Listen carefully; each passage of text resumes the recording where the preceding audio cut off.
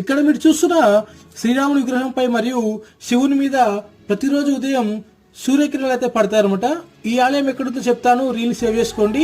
Hi friends, ఈ రోజు నేనైతే కుంట్లూరు గ్రామంలో ఉన్న సీతారామలింగేశ్వర స్వామి ఆలయంకి అయితే వచ్చాను. ఈ ఆలయం ప్రత్యేకత, ప్రతిరోజు ఉదయం 6:45 సూర్యకిరణాలు శ్రీరాముని విగ్రహం మీద పడి 6:55 శివలింగం మీద అయితే పడతాయి. ఈ గుడిలో స్వామివారి కోనేరు ఉంటుంది. అందులో నీరు శివలింగం కింద నుంచి అయితే వస్తుందంట.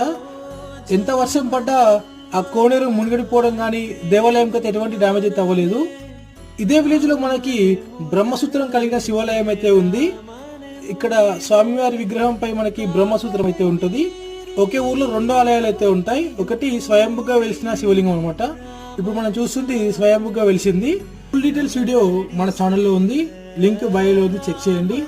Right safe, keep exploring.